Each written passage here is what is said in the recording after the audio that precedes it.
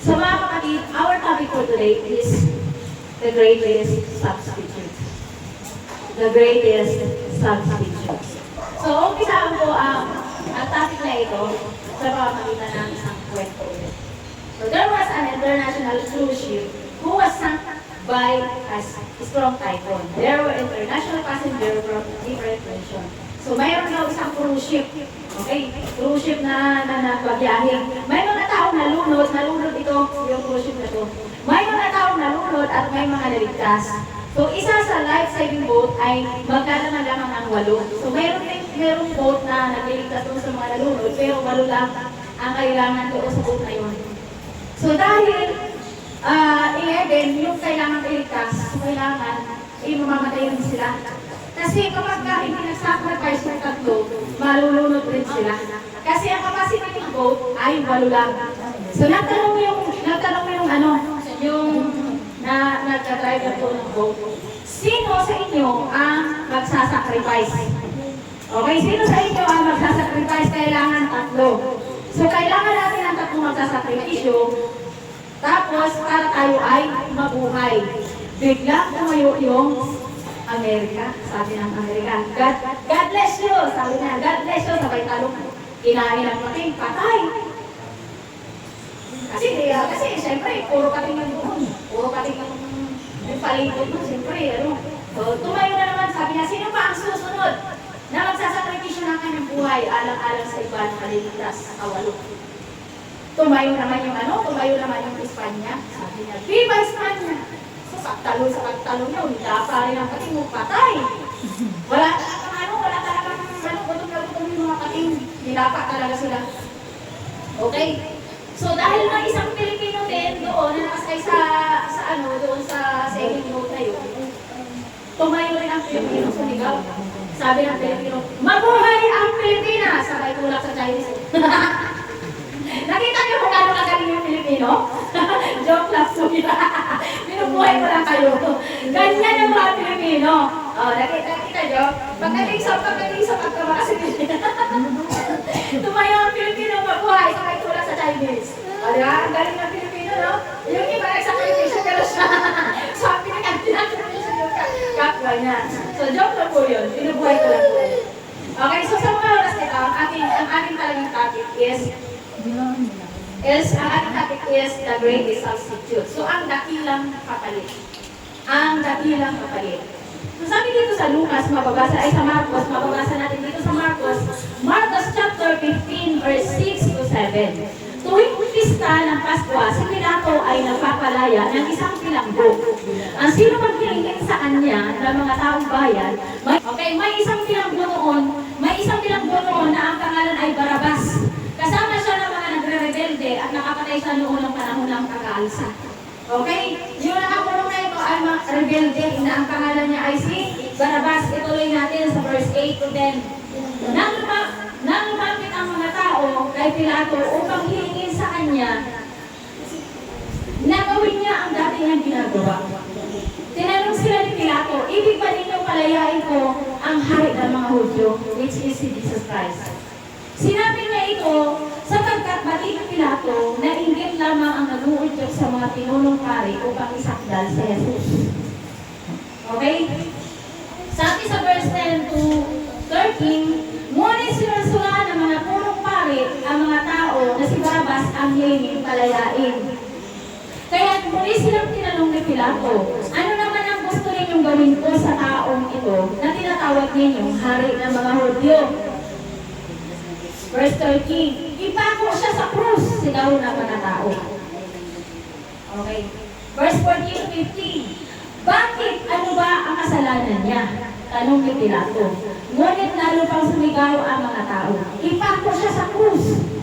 Verse 15, sa pag-aangat ni Pilato na mapagbigyan ng mga tao, pinalaya niya si Barabas, at si Jesus naman ay kanyang ipinahagupit at pagkatapos ay binigay sa kanila upang ipako sa krus. So dito na natin mauunawaan yung title na The Greatest Substitute. So si Barabas na makasalanan ay pinalaya kapalit ni Jesucristo. Okay, sabi dito, isa sa mga kultura noong panahon Hudyo, ang pagpalaya ng isang kriminal tuwing panahon ng Passover, panahon ng Paskwa, magpapalaya sila ng kriminal. Mayroong isang tradisyong ginagawa tungkol sa paghingi ng tawad sa kanilang mga kasalanan. May dalawang hayop na ihahandog. Ang isa ay iaalay at ang isa ay magiging scapegoat. Kung ang isa ay ihahandog, papatayin, ang isa ay palalayain. So sa pagkakataon ito, si Barabas ang naging scapegoat. Yung kriminal ang pinili ng tao na lumaya, okay? At si Jesus ang naging handog. So sabi dito, Jesus took the place of Barabas. So, naano na ba ninyo, nakakita na ba kayo na, halimbawa, nakakulong yung isang tao, mayroong isang magpipresenta, ako na muna ang makukulong para sa iyo. Pwede bang lumaya ka lang muna, ako muna ang parang sa pelikula lang yung nangyayari na kapatid. Okay? Yung ginawa ni Jesus Christ na inako niya yung kasalanan ni Barabas, parang sa pelikula lang yung nangyayari, walang ganun sa buong buhay. Yung hindi mo kakilala, at sabihin, may sentensya ka ba na ilan bang taon na sentensya mo sa 10 taon? Ako na muna ang papalit dyan para ikaw lumaya. Walang ganun mga kapatid. Si Jesus lang talaga ang tanging makakagawa dito ng ganun. Jesus became a sinner. So, naging makasalanan si Jesus. Naging makasalanan si Jesus kasi pumalit siya doon sa pwesto ni Barabas. Okay? Pumalit siya doon sa pwesto ni Barabas. So sabi dito, so Barabas can be forgiven. Ayan. Jesus was called sinner so that Barabas be forgiven. So si Barabas na ang nawala ng kasalanan. Tapos si Jesus Christ na ang naging makasalanan. Si Jesus ang naging makasalanan upang si Barabas na isang makasalanan ay mapatawad sa kanyang mga pagkakasala. Well, sabi dito sa 2 Corinthians chapter 5 verse 21, God made him who had no sin to be sin for us so that in him we might become the righteousness of God. Sabi wala siyang naraw. Okay. God made him who had no sin to be sin for us so that in him we might become the righteousness of God. So si Jesus Christ, bagamat siya ay walang kasalanan, niloob ng Panginoon na siya ang magkaroon ng kasalanan, yung kasalanan natin, upang tayo ay maging matuwid sa harap ng Diyos. Kaya nga tayo nakakatawag ng Ama sa Panginoon ngayon. Dahil ang nakikita ng Panginoon sa atin ay si Yesu Cristo. Okay? Kasi noong unang panahon, hindi ka pwedeng umano sa presensya ng Panginoon na hindi ka natutulog. Kasi noong unang panahon, ang nakakapasok lang sa altar doon sa yung mga yung mga pari lang na nag-aalay ng yung mga holy of holies. Kapag nag-aalay sila ng dugo para sa ikapapatawad ng kanilang kasalanan, yung pari talaga, nagpapakawalan ng gusto yan, pero tinatalian nila yan ng kadena sa paa.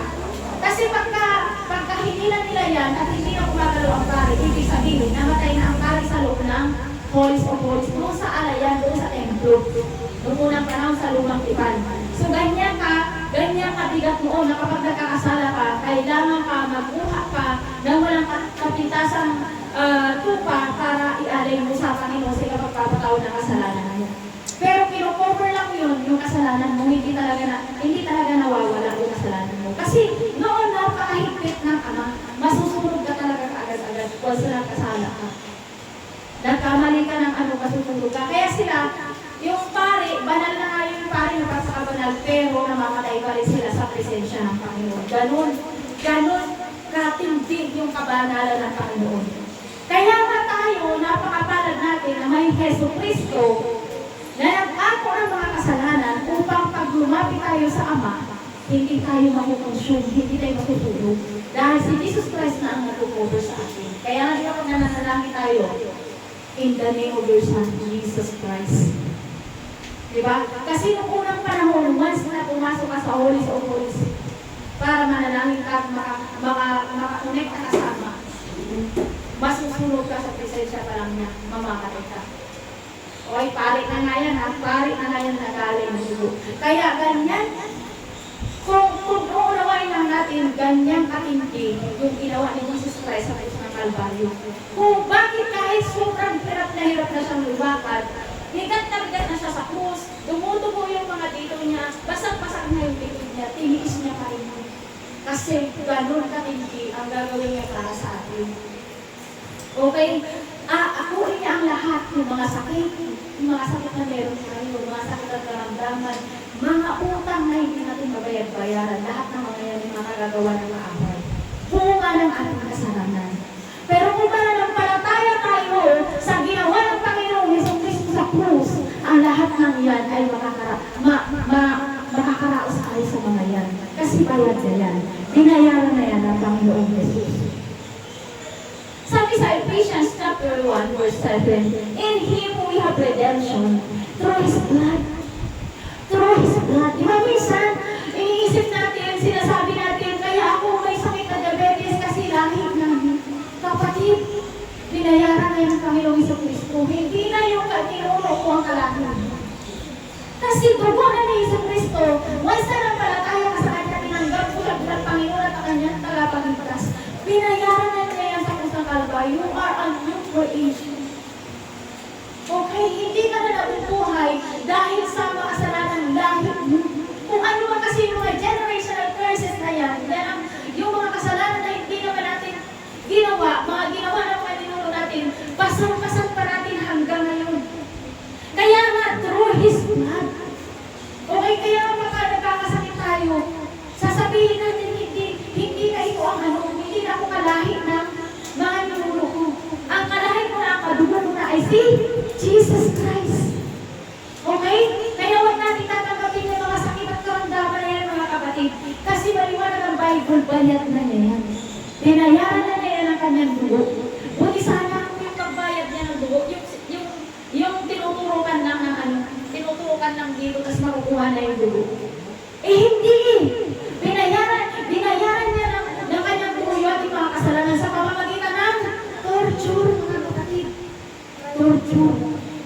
Unti-unting pagpatay sa kanya. Alam mo ba yung tinik na nilagay sa kanya dyan? Hindi yung magkasya.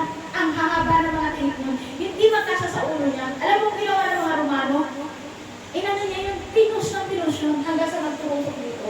Minsan nga, napakapunod na ako ng ngipin. Umiiyak ako dahil nakikita ko na sobrang sakit pinupulutan na ako ng ngipin. How much more yung mga tinik na ito? Kasi si Jesus Christ that time is 100% human. Mga kapatid, tiniis niya ang lahat ng yun kasi alam niya magbibenepisyo tayo ng gusto. Once na tayo ay manalig at manampalataya sa Kanya, magbibenepisyo tayo sa lahat ng Kanyang paghihirap. Okay mga kapatid, sabi dito sa number 2, Jesus was chained so that Barabbas can be free. Ito yung kadena na ito, ito yung mga generational curses na tinatamasa ka natin.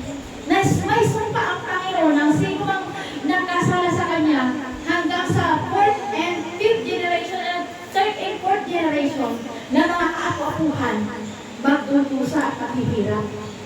Okay? So ito yung chain na binayaran na ng Jesus Christ. Kaya nga, di ba, kapag nananalangin tayo, minsan binibreak yung chain na yan. Diba? Yung tuloy-tuloy na nangyayari sa ating pamilya, mga sakit at karamdaman, mga infirmities, mga pag-aaway-away ng pamilya, generational curses lang mga kapatid. Kaya kailangan ma-break yan sa pamamagitan ng pananampalataya natin sa ginawa ng Panginoong Jesucristo, yung kadena na yan. Di ba naranasan na natin na ginawa na natin ang lahat, nagharap tayo ng trabaho, lahat na ginawa natin, pero hindi pa rin tayo matanggap? Bakit? Because there is the generational curse, may sumpa, na nandyan pa rin sa atin. Na mag-break lamang yung mga sumpanin sa pamamagitan ng ating pananalig at pananampalataya sa paghihirap ng Panginoong Jesucristo sa krus ng Kalbaryo. Minsan iisipin natin, yung ginawa ni Jesus Christ sa krus ng Kalbaryo, yun lamang ay pagliligtas sa atin sa impyerno. Beyond that, mga kapatid. Okay? So, di ba lahat ng tao ay nakapila na sa impyerno, walang exempted. Kahit ipapanganak ka pa lang, nakapila ka na sa impyerno. Dahil ang kasalanan na yan, binana natin kay Eva at Adan. Okay? Lahat tayo tayo nakapila na sa impyerno. So, nang ginawa ni Jesus Christ yan, na ingako niya ang kasalanan natin, naalis tayo sa pila. Nung naalis tayo sa pila, kasama sa pagkakaalis sa pila na yun, ang paglaya mo sa spirit of anxiety, depression, espiritu ng kahirapan, espiritu ng mga sakit, espiritu ng mga hindi ka na-establish. Kasama yan mga kapatid sa salitang kaligtasan. Noong unang panahon, hindi ko po yan naiintindihan. Kasi kaya mababaw yung pananampalataya ko sa Panginoon dahil nakakala ko, yung ginawa ng Panginoon Jesucristo sa krus ng Kalbaryo is pagliligtas lang sa atin para hindi tayo mapunta sa impyerno. Pero mas higit pa palang mas malalim ang meaning doon. Ibig sabihin, dito pa lang sa lupa, mararanasan mo na ang eternal life. Diba sabi nga po, nananalangin tayo, let your kingdom come here on earth as it is in heaven. So dito pa lang sa lupa, nararanasan mo na yung kingdom culture. Okay, yung kingdom culture, doon sa langit, yung kasaganahan. Yung kasaganahan na sabi nga ng Panginoong Jesucristo, sa Bible, sa John 10:10, the thief comes only to steal, kill, and destroy. But I have come, sabi ni Jesus, kaya ako bumaba, kahit masagana ang buhay ko dun sa langit, bumaba ako at napakahirap. Upang sa aking paghihirap, kayo naman ay sumagana. So ang tanong, bakit nandiyan tayo sa sitwasyon na yan? Kasi napapaligiran pa tayo ng darkness sa ating buhay. Yung mga darkness na yan ay yung mga secret sin na ating mga pinakatatago-tago, mga kapatid. Kaya hindi makagana ang banal na espiritu o liwanag na tinanggap natin, hindi makagana ng gusto sa ating buhay, yung kapangyarihan niya, kasi marami pa tayong mga kasalanan. The darkness na halimbawa, ito yung liwanag, ito yung kasalanan mo, na kulay itim, nababalutan ng kulay itim yan. Kaya yung liwanag mo, hindi makapangyari yung kapangyarihan ng banal na espiritu sa iyo. Kasi meron pa tayong mga secret sin na ayaw natin na ipasurrender sa Panginoon. So mga kapatid, mararanasan natin yung abundant life kung tayo lamang ay magpapasakot sa Panginoon. Kailangan natin na magpasakot sa Panginoon. Sabi dito sa 2 Corinthians chapter 8 verse 9, you know the generous grace of our Lord Jesus Christ. Though He was rich, yet for your sake He became poor, so that by His poverty He could make you rich. Malinaw ba mga kapatid? Okay, basahin natin sa Tagalog. Sabi sa Bible, sa 2 Corinthians chapter 8 verse 9, hindi kaila sa inyo ang kagandahan loob ng ating Panginoong Jesucristo.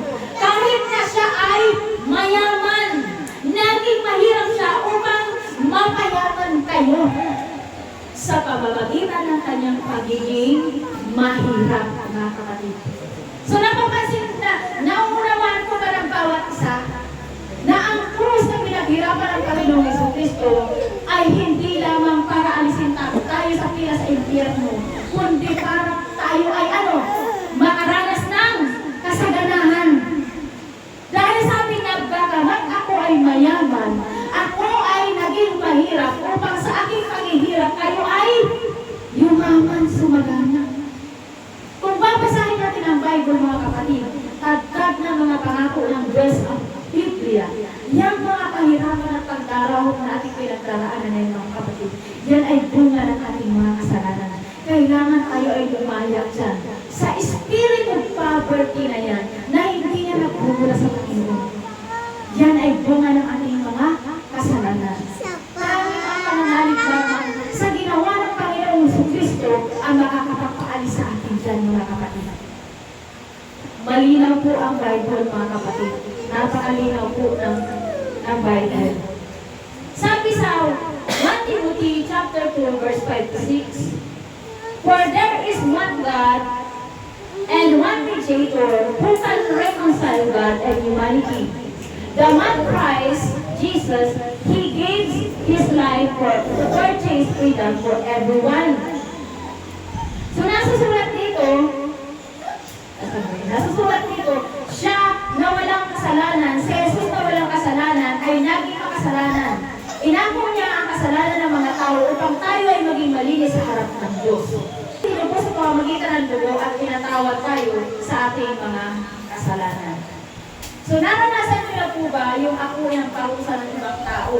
So wala pa tayong naranasan ng ganyan. Pero siguro kung mahal natin sa buhay, mararanasan natin yung akuin natin yung kasalanan ng isang tao.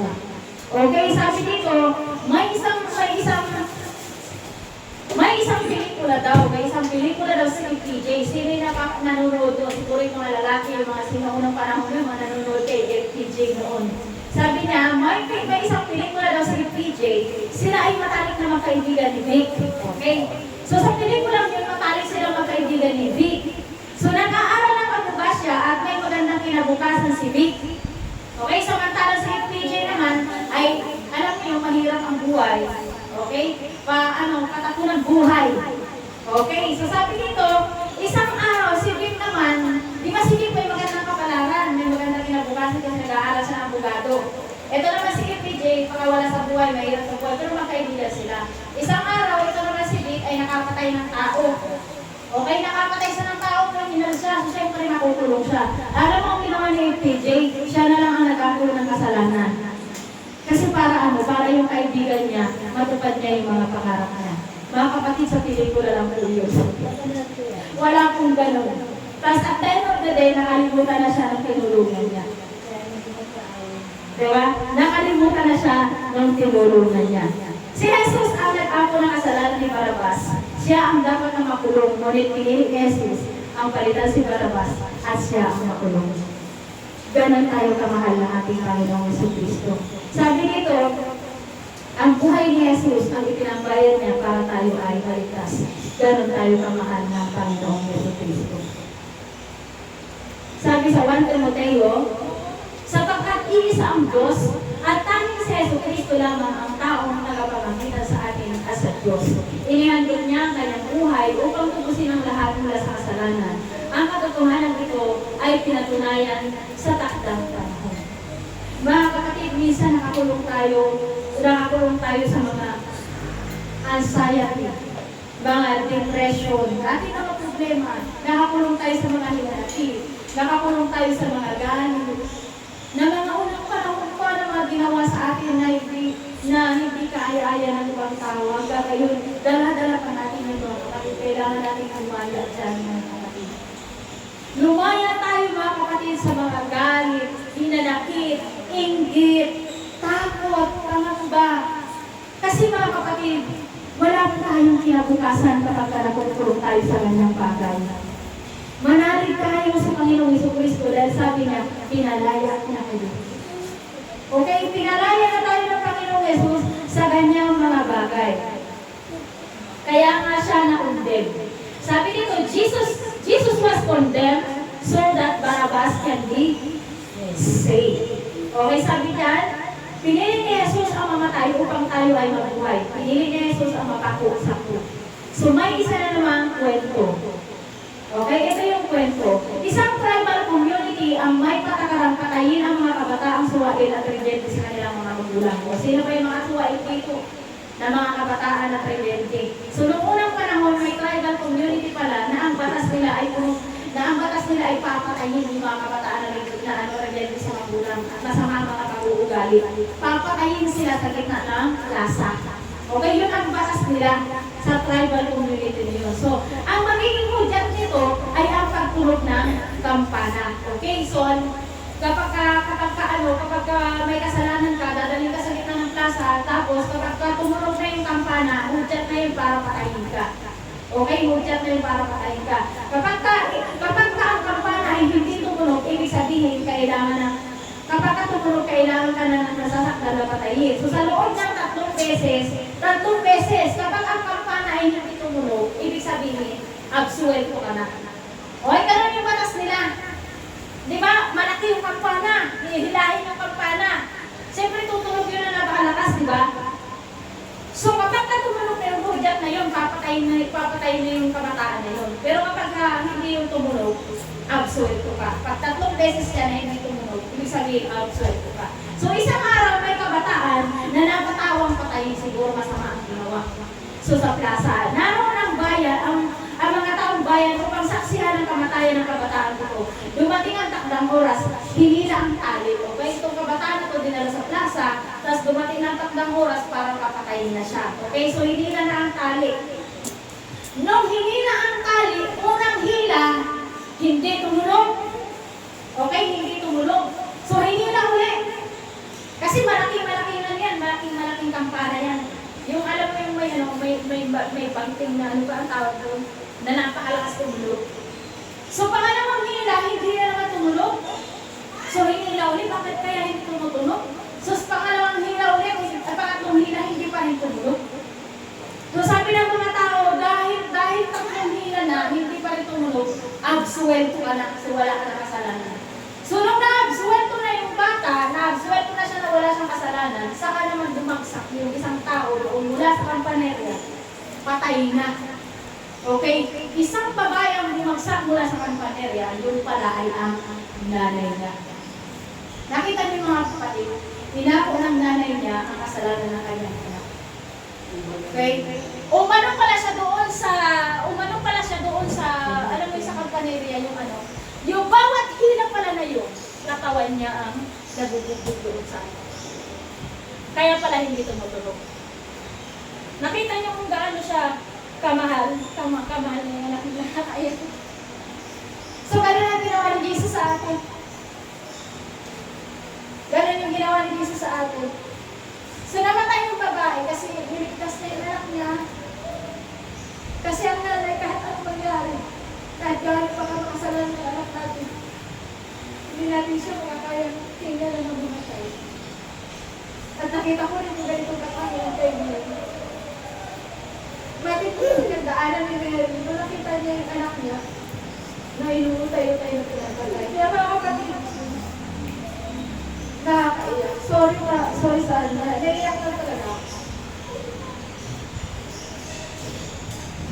So, gano'n lang ginawa sa atin ang Panginoong Jesucristo. Hindi niya kaya nakita ng mga anak niya ay napapahamak sa impyerno, mga kapatid.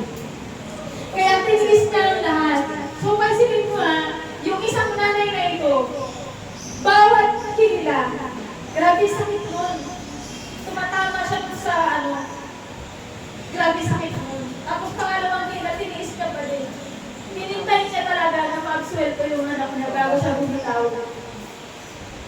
Nagigess niyo po, siguro pangalawang hila pa lang, baka bagong na yung ulo niya, pamamatay na siya, pero hindi pa rin siya bumitaw. So nakita natin dito sa nanay na ito yung pinaglaban tayo ni Jesus. Hindi siya matatakot. Kahit sobrang layo ng Kalbaryo ng Golgotha, mataas pa yun. Sobrang sakit na napaan niya. Durog-durog yung likod niya. Kung titignan ninyo, i-research ninyo, basag-basag yung likod niya parang kapag. Ibilis na yun mga kapatid para ipaglaban tayo. Kasi ang gusto ni Jesus Christ, kapag tayo ay nanampalataya sa Kanya, makakaranas tayo ng maginhawang buhay. Kaya kung mayroong manluluha na mayroong tayong ganyan na sitwasyon natin, kung tayo lumuluha, mas lalo lumuluha tayo. Kasi ang gusto niya sa atin, lumapit kayo sa akin, sabi sa Bible. Lumapit kayo sa akin, kayong lahat na nabibigat ang luha. At nabibigatan sa inyo mga pasanin at kayong bibigyan ko na kapahingahan. May kapangyarihan kasi kapatid kapag tayo ay nananatili sa salita ng Diyos. Hindi yung nakinig lang tayo ngayon tapos bukas wala na ulit yun. Kailangan every day, every hour, minimeditate natin yung Word of God. Kasi kapag tayo na minimeditate natin at hindi yung ating problema, matataka na lang tayo, nagbabago yung sitwasyon ng buhay natin. Example mo na lang noong nakaraan, na-invite namin si Hart dahil wala siyang trabaho. Sabi niya, wala siyang trabaho, kaya na-invite namin siya dito, okay? So, nung nakatanggap siya sa Panginoong Jesucristo, I know naman na natanggap niya ang Panginoong Jesucristo, I know na natouch yung puso niya. Sabi ko sa kanya, magkakaroon ng mga opportunity, magbubukas sa mga gandang opportunity sa'yo, magkakaroon ka ng mga trabaho. And yet, nagkaroon nga siya ng mga trabaho. Ang problema nga lang kapatid, pati linggo kinuha niya. Doon na tayo bumabagsak. Kapag hindi na tayo mapagkatiwala ng Panginoon sa maliit na bagay na ipagpapalit natin siya. Okay? Dapat mga kapatid, maging wise tayo. Makita natin yung mga offer. Hindi lahat ng opportunity na nagbubukas, kailangan natin i-grab. May mga opportunity na nagbubukas para yung i-test tayo. Para i-test kung tunay ba at tapat yung ating pananampalataya. Ngayon, minsan pinipili natin yung kasi sabik tayo na kumita ng pera Sabik tayo Pero at the end of the day, mga kapatid, saglit lang yan, kita mo na yan. Mawawala din na. Kasi hindi nakaangkla sa Panginoon. Kasi ang gusto ng Panginoon, sabi ng Diyos, magtatrabaho kayo, 6 na araw kayo magtatrabaho. At ang 7 araw ay ibibigay niyo sa akin. Sapagkat ang 7 araw ay aking pinagpala. Ngayon kung absent ka parati sa 7 araw, paano mo masasahod ang pagpapala mo? Paano mo masasahod ang biyaya ng Diyos na napapaloob dun sa pangako ng Panginoon na yun? Nasabi niya ang 7 araw, walang magtatrabaho kahit na nakasulat sa Bible, kahit na mga hayop ninyo bawal pagtrabahuin. Kahit na mga katulong ninyo ayaw pagtrabahuin ng Diyos. Sa 7 araw, ang 7 araw sabi ng Panginoon ay akin. Dahil ang 7 araw na yan ay pinagpala. Ngayon kung lagi tayong absent dahil mas pinili natin ang bagay sa mundong ito, paano natin masasahod ang tunay talagang pagpapala na nagmumula sa Panginoon? Yes, magkakaroon ka na ng kita, pasamantala lang yan mga kapatid. Isang pitik lang yan, wala na. Isang sakit lang yan, wala na, kapatid. Kaya huwag natin ipagpapalit sa kahit na ano tamang bagay. Ang salita ng Diyos. Kasi ang salita ng Diyos, yan ang nagbibigay sa atin ng buhay. Hindi tayo nabubuhay lamang sa tinapay. Ibig sabihin sa kinikita natin, hindi tayo nabubuhay. Kasi ang kinikita natin, ginagamit lang din ng Panginoon upang isustain yung ating pangangailangan, mga kapatid. Ngayon, kung yung trabaho mo, nagiging dahilan para hindi ka na maka-attend at hindi ka na makapag-dwell sa presence ng Diyos, maaaring tanggalin niya yan sa'yo kapag gusto niya ka talagang papuntahin. Kapag tinatawag ka talaga ng Panginoon, minsan tinatanggal yung mga hindrances.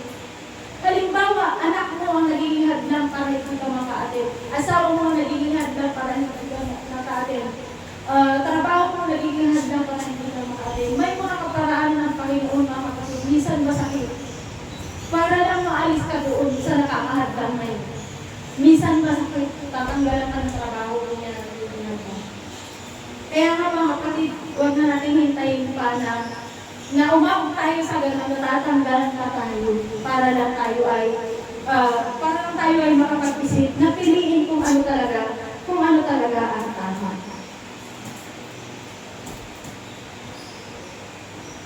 Sabi nga dito sa John 3:16, John 3:17, for God did not send His Son into the world to condemn the world, but in order that the world might be saved through Him. Sabi sa Tagalog, isinubo ng Diyos ang kanyang anak, hindi upang hatulang maparusahan ang mga tao, kundi upang iligtas ang mga tao sa pamamagitan niya. Diba? Wala man lang tayong narinig na sumbat sa Panginoon. Kahit gaano natin kamakasalanan na kapatid, alam mo anong gusto niya? Lumapit kayo sa akin, kasi kayo aking pag-agalagin. Lumapit kayo sa akin. Yung mga kasalanan kasi niya natin mga kapatid, yan ay mga unclean spirit, mga demon na nagparusa sa atin, na nagpahirap sa atin. Kaya nga sabi ng Panginoon, lumapit kayo sa akin. Di ba pinapalaya sa inyo mga demonyo na mga naka-attack sa mga tao? Kaya nga minsan pag nililihas ko kayo, nililinig ko yung mga devil, mga spirit na meron tayo. Spirit of anxiety, spirit of anger, spirit of depression, spirit of poverty. Lahat na mga yan ay napapahirap sa atin. Ang sabi ng Panginoon sa Kristo, lumapit kayo sa akin. Kasi tanging ang salita lamang ng Panginoon sa Kristo ang makakapagpalaya sa mga yan na ating mga dinadala. Minsan, di ba, kapag nakarinig tayo ng salita ng Diyos, na ipagpanalangin tayo, gumagaan yung ating pakiramdam. Bakit? Naaalis yung mga nakasakit dyan sa likod natin ng mga demonyo, mga unclean spirit na nagpapahirap sa atin. Kaya di ba minsan, sasabihin mo, parang ang gaan-gaan ang pakiramdam ko ngayon. Kasi nabawasan ka na, natanggalan ka na ng mga daladala. mo, yes. Pero makikita mo at the end of the day, kasolusyonan din. Nang walang kahirap-hirap, mga kapatid. Kasi sagot na yan ng Panginoon. Sabi dito sa Romans chapter 8, verse 14-15, for those who are led by the Spirit of God are the children of God. The Spirit you receive does not make you slaves, so that you live in fear again. Rather, the Spirit you receive brought about your adoption to sonship, and by Him we cry and say, Abba, Father. Sabi sa Tagalog, ang lahat na pinapatnubayan ng Espiritu ng Diyos ay mga anak ng Diyos. Sapagkat hindi binigay sa inyo ng Diyos ang Espiritu upang kayo ay gawing mga alipin. Okay, diba sabi, diba, ang Diyos maano siya masyado siyang malumanay. Diba, hindi kanya pupusigihin na talagang, dapat hindi mo nagagawin yan. Hindi siya yung parang robot, hindi siya gano'n. Kinukunting tayo sa pamamagitan ng pag-ibig. Diba na? Balik yan, magpatawad ka na. Diba ganun siya ang masalita? Mararamdaman natin pag kinukunting tayo. May malumanay. Hindi yung, dapat tanggalin mo na yan, dapat tanggalin mo na yan. Diba? Hindi siya ganun. Kaya nga sabi nga, hindi para gawin tayong alipin. God gave us the freedom to choose. Kahit masakit na sa damdamin niya, na iniiwan natin siya Binabaliwala natin siya. Pero ginaganap pa rin niya yung freedom na pinagkaloob sa atin. Yung kalayaan na pinagkaloob sa atin. Malaya kasi tayo na pumili kung anong gusto nating maging buhay. Gusto ba natin mabuhay na namumuhay tayo ayon sa kalooban ng demonyo o namumuhay tayo ayon sa kalooban ng Diyos? Is our choice, mga kapatid. Sabi niya, sapagkat hindi binigay ng Diyos ang Espiritu upang tayo ay gawing mga alipin. Namumuhay sa takot. Sa halip, ibinigay sa inyo ang Espiritu upang kayo gawing mga anak ng Diyos. Kaya nga, nakakatawag tayo sa Kanya ng Ama ko. Kaya mga kapatid, kaya di ba ngayon sobrang madami lang mga nangyayari ngayon kasama ang mundo. Because it is written in the end times, talaga kasama ang mundo. Minsan hindi mo na alam kung sino pa yung mapagkakatiwalaan kasi bigla na lang makakigwasan ka at bigla ka sakit. Alam mo yung kasama-sama mo pa lang ngayon, kausap-usap mo pa lang ngayon, hindi mo na magawang pagtiwala sa panahon ngayon. Kasi ang mga tao bigla na lang sinasakihan ng demonyo, mga kapatid. Galing nga nakasama ang mundo, magsasama pa yan sasama, mga kapatid. Kaya mga kapatid, kung tayo ay pinananahanan ng banal na Espiritu, ililid tayo ng banal na Espiritu sa tamang tao. Anak, hindi ka dyan makikisama kasi yung mapapahaba kapag naging tayo. So, halimbawa, anak, hindi ka dyan makikipag-usap. Ililid ka niya. Halimbawa, may i-scout ka, may kausap ka na scouter pala, ililid ka niya. Bibigyan ka niya ng wisdom para hindi mo ma-scam. Ganun yung mga kapatid. Kaya napakahalaga na nag-dwell tayo sa presensya ng Diyos. Parati tayo nanalangin, parati tayo nakabasa ng Bible. Kasi nandyan yung kapangyarihan ng banal na Espiritu. Na-absorb natin yung kapangyarihan yun. Ayan, kasi tayo yung mga anak ng Diyos, anak niya tayo. So ngayon, tanongin naman natin, sino ba talaga si Barabas? Okay, ito nakaka-excite. Sino ba talaga si Barabas? Bakit nga ba siya naging bida sa Bible? Na masama naman siya tao pero naging bida talaga siya sa Bible. Alam mo ba yung gumawa ng eksena na yan? Di ba the Passion of Christ? Kung mapapanood ninyo yun, si Barabas doon, yung gumanap na artista na si Barabas doon, alam mo ba kung ano yun, atheist? Hindi naniniwala sa Diyos. Masama yung ugali niya. Kaya nga siya kinuha na siya si Barabas kasi akmang-akma sa attitude niya. Akmang-akma sa karakter niya. Okay, so hindi kinuha niya yung role niya na siya si Barabas. Kasi nagpa-testimony yan, napanood ko. Alam mo ba ang nangyari? Napalit mo siya ng ganyan, tapos natulala na siya, hindi na siya maka-move on doon sa next na eksena. Kaya nagtaka sila, sabi nila, bakit ka nagtingin ng gano'n? Kasi pagkadaan ni Jesus, yung gumaganap na Jesus, napatingin siya ng gusto doon. Sabi niya, wala na yun sa script, so tiniting siya. Wala na sa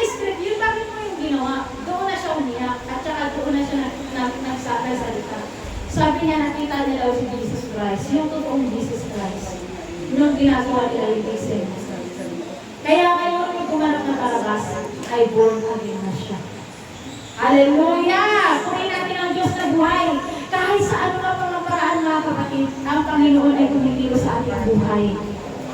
Grabe, yes, hindi naniniwala. Pero, nung parang ginawa ko na yung Diyos na pangita ka daw sa kanya. Pero ulit mo yan, sabi, nung miniting siya, bakit mo yung ginawa? Wala sa script yun. Hindi kasali sa script yun. Sabi niya, bakit mo yung ginawa? Doon na siya umami ng totoo, tapos umiyak siya, sabi ko na. Kasi, sa totoo lang, pagkalampas daw ni yung kumanap ng Jesus, siya lang ang kasunod niya, nandun talaga yung totoong Jesus. Kaya hindi na siya nakatina. Nakita na talaga. Okay, mga kapatid. So sabi dito, sino ba talaga? Si Barabas. So tingnan natin, who is Barabas? And Aramaic, Barabas can split into two words. Okay? Bar means son of or anak ng. Okay? Ito daw na bar. Itong bar na ito, ang ibig sabihin is son of. Kung sa Tagalog, anak ng. And Aba means father. Yung Aba, ibig sabihin nun ay ama. So, ibig sabihin, anak ng ama. Okay? Si Barabas pala, ang ibig sabihin pala ng pangalan niya na Barabas ay anak ng ama. Okay? Barabas, son of the father. Okay? Yan ang ibig sabihin ng pangalan na Barabas. Okay. Basahin natin dito. Ayan, teka lang. So, ang Barabas pala ay hindi pangalan. Okay? So, parang ano lang sa kanya yung parang balsting. Halimbawa, ikaw anak ka ng Diyos. Ikaw anak ka ni ate yung baby. Ikaw ay anak ka ni ate ganon. Yung pala yung Barabas. Ikaw ay anak ni Bartolome. Ikaw ay anak ni Melvin. Yung pala ibig sabihin ng Barabas. Okay? So, ang Barabas pala ay kundi isang kataga o pagkakakilanlan. So, ang ibig sabihin, ang Barabas ay son of the father. So, yung Aba ay father, kaya Barabas. Pero ano ba talaga ang pangalan ni Barabas? Kilala niyo ba si Barabas? So, basahin natin. Ayon sa Matthew 27 verse 16 to 17, si Jesus Barabas ay isang kilalang bilanggo noon. Okay? Ang pangalan pala ni Barabas, ang totoo pala niyang pangalan ay Jesus. Grabe, coincidence ba yun? It's not coincidence. Numbers, verse 17. Nang nagkatipon ng mga tao ay tinanong sila ni Pilato, sino ang ibig ninyong palayain? Palayain ko, si Jesus na Barabas o si Jesus na tinatawag na Kristo? So, nagigas sa bawat isa, ang pangalan ni Barabas ay Jesus. Ang pangalan ni Jesus ay Jesus. Okay, so, maunawa natin dito kung bakit. What is the meaning of Jesus? Jesus means Savior. Jesus means Savior. Yeshua means Messiah. Yeshua means Messiah. So kaya pala itong si Barabas ay may instinct na tumulong sa iba kasi ang pangalan niya ay Savior. Okay, ang buhay pala ni Barabas kaya siya nakulong kasi katulad pala siya ni Andres Bonifacio na nagre-rebelde sa gobyerno. Okay, masama yung gobyerno nilang panahon ng Romano. Inaampi nila yung mga tao, yung mga mahihirap. Gusto niyang palayain yung mga mahihirap. Gusto niya mag-aklas. Gusto niya maging savior siya ng humanity. Itong si Barabas. Pero in a wrong way. Kasi ang ginagawa niya, pumapakay siya ng tao. Para lang maipakita sa gobyerno na siya ay nag-aaklas. Okay? So yung instinct niya ng pagiging savior ay nakuha niya dahil sa pangalan niya. Okay? Yung pangalan niya, di ba minsan kaya ganyan yung ugali mo kasi yung pangalan mo parang nakaakibat din doon. Nagiging katangian mo rin yung ibig sabihin ng pangalan mo.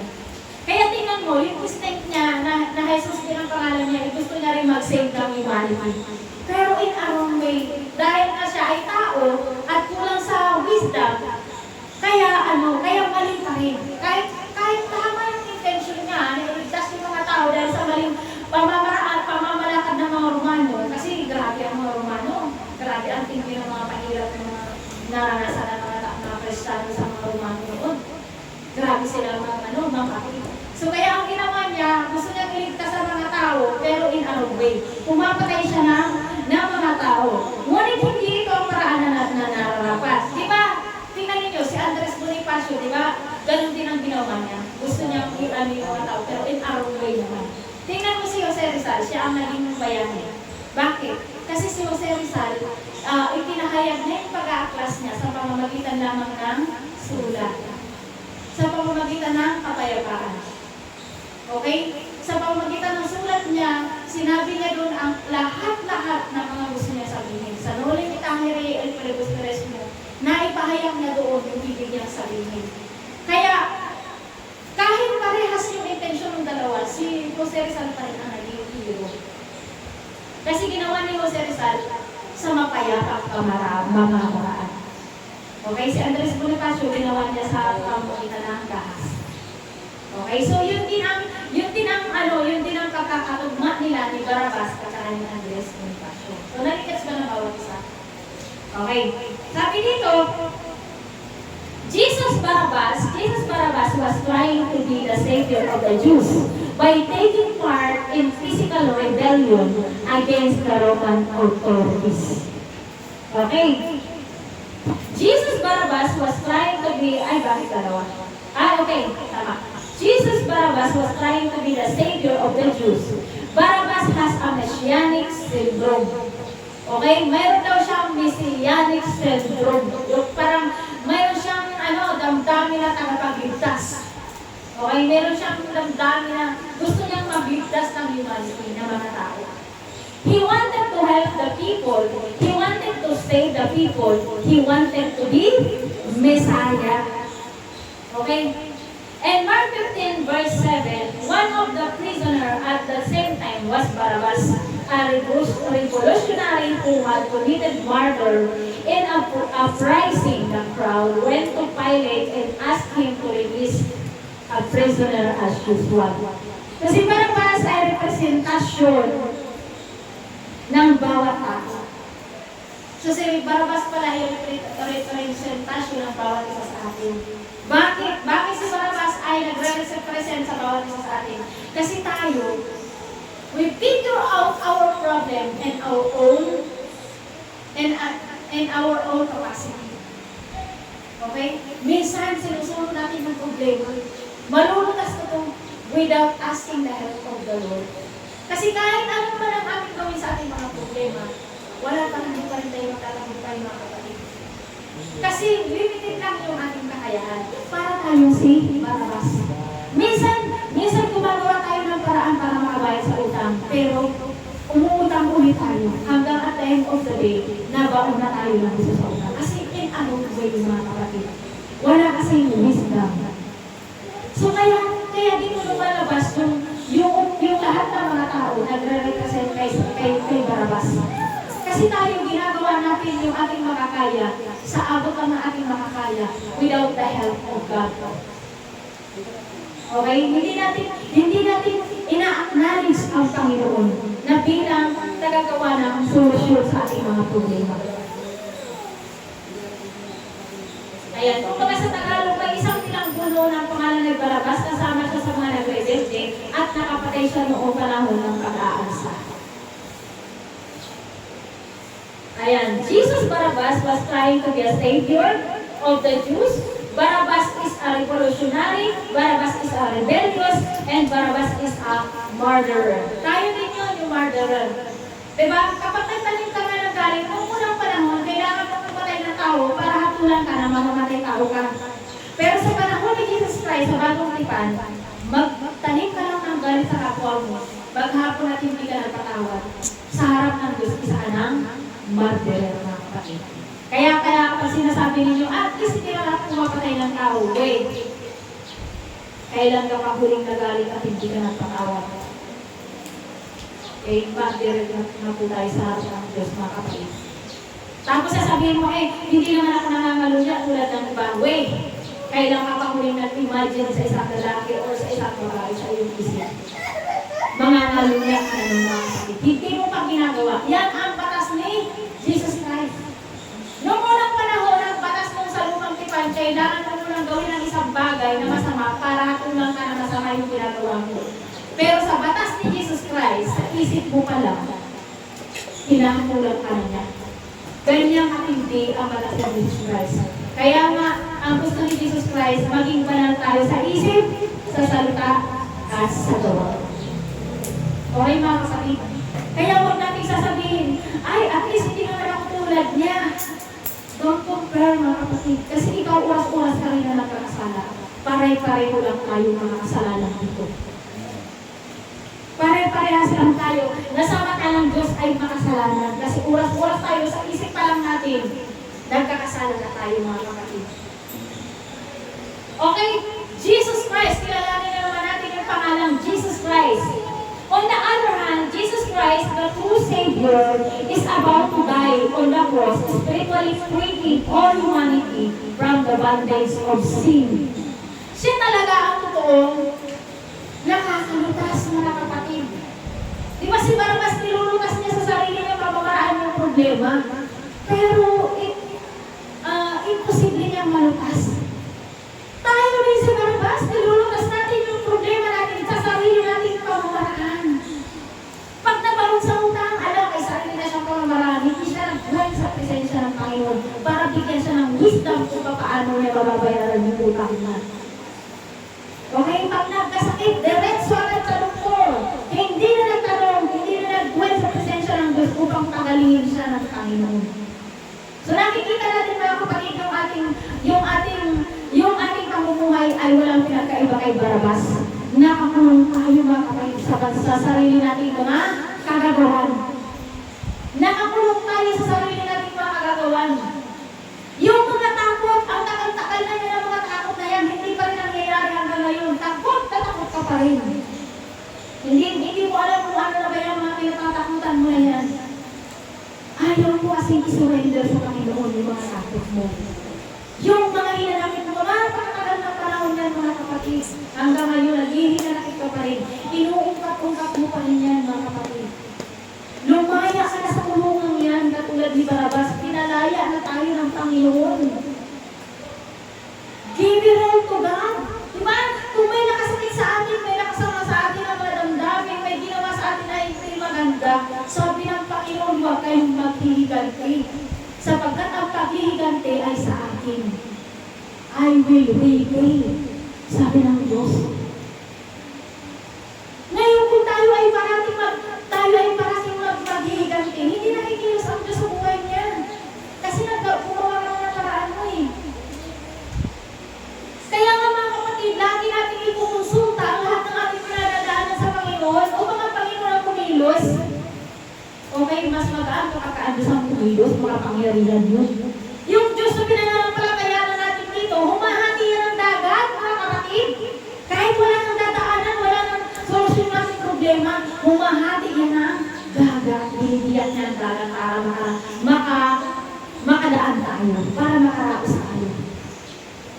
Okay, mga kapatid, kaya, ayan ang pagkakaiba nila, Jesus Barabas, son of the Father. Yung Father niya is small letters. Okay? Tayo ay anak ni Adan. Okay?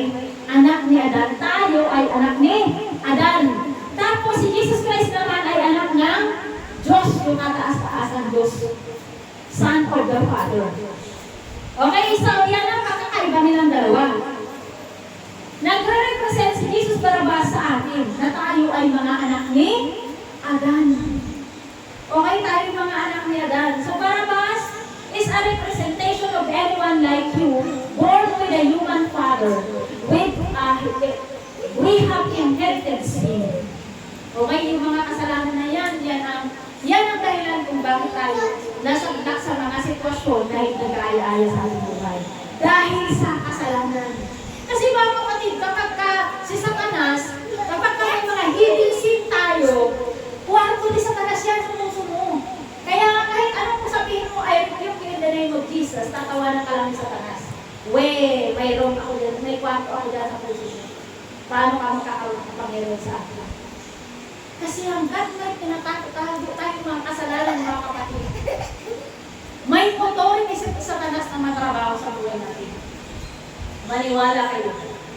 Kaya nga, dapat pag nananalangin tayo, Lord, tulungan mo ako na mapagtagumpayan ko ang mga kasalanan na ito, na ma-isurrender ko na ito sa iyo.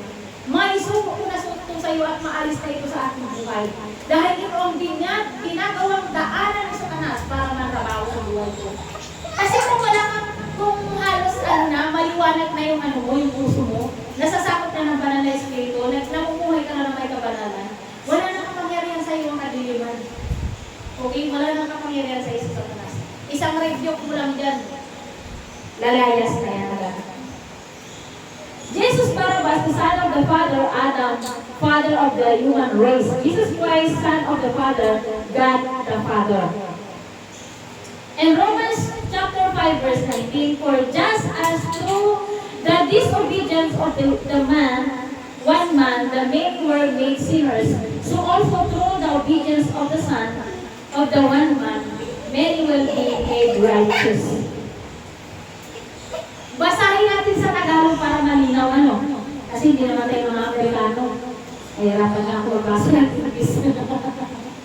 Sabi dito, sapagkat kung ang lahat ay naging makasalanan dahil sa pagsuway ng isang tao, which is si Adan, ang lahat ay makakawalang sala dahil din sa pagsunod ng isang tao, which is si Jesus Christ. Okay? Kaya nga kailangan magkatawang tao ni Jesus Christ dahil hindi pwedeng babayaran ng isang Diyos ang kasalanan ng isang tao.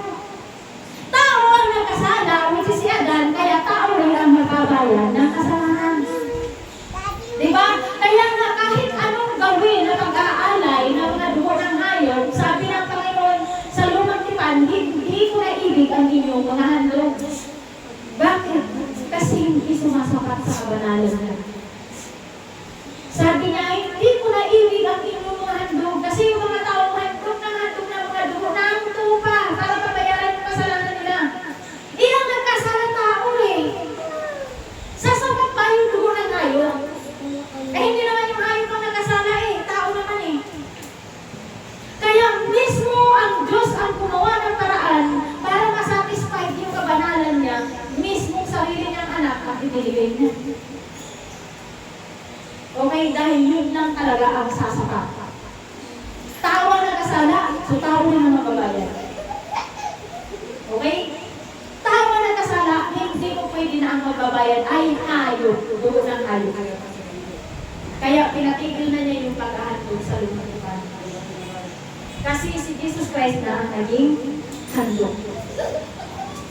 Kaya nga sabi rin sa John 3:16, for God so loved the world that He gave His only begotten Son, that whoever believes in Him shall not perish, but have everlasting life. Kapag mananampalataya ka sa Kanya. For God, the greatest being. Okay? So, isa-isahin natin yung ibig sabihin nito. Isa-isahin natin yung ibig sabihin nito. For God so loved the world that He gave His only begotten Son, that whoever believes in Him shall not perish but have eternal life. So, isa-isahin natin yung ibig sabihin yan. Sabi niya, for God, the greatest being. Okay? Ang Diyos na walang katulad. Kasi ang Diyos, hindi yan sakop ng time and space, mga kapatid. Okay? Ang Diyos ay hindi yan nasasakop ng time and space. Kung baka wala siya sa earth. Okay? Hindi siya nasasakop ng mga batas dito sa earth kasi nasa labas siya, outside the universe siya ang Panginoon. Nasa outside the universe siya nakatira. Doon sa walang hanggan. Hindi siya sakop ng time and space. Okay? Kaya nga siya sinabing ano siya? Greatest being. Okay? So, love the greatest degree. The greatest degree. Okay? Yung pagmamahal niya ay walang katulad. Walang katulad yung pag-ibig niya, mga kapatid. Walang makakawa ng ginawa niya. The world, the greatest company that He gave the greatest action. Yun yung action na ginawa niya nung binigay niya. Okay? Kaya dapat tayo rin ay nagbibigay, kapatid. Yan ang palatandaan na tayo mga anak ng Diyos. Kapag tayo ay nagbibigay. Hindi tayo kabig ng kabig. Dapat tayo ay nagbibigay. Kasi sino mo na nagbigay? Ang Panginoon. Kapag ka ikaw ay nagmamahal, imposibleng wala kang ibibigay. Kahit na buhay mo, ibibigay mo sa minamahal mo. Okay? At yan ang ginawa ng Panginoon. His only begotten Son, the greatest gift. Okay? Ang pinaka-greatest gift natin na natanggap ay si Jesus Cristo. That whoever believes, okay, the greatest offer. Okay? Ino-offer sa atin ang Panginoon. Kung magbibilib ka, natatanggap mo. In Him, the greatest person. In Him, the greatest person shall not perish, the greatest assurance. Yan ang greatest assurance na hindi ka na mapupunta sa impyerno. Okay? Yan ang greatest assurance, mga kapatid. To have the greatest promise, and ang greatest promise, the everlasting life, the greatest blessing. Ano na yung greatest blessing? Everlasting life. Hallelujah.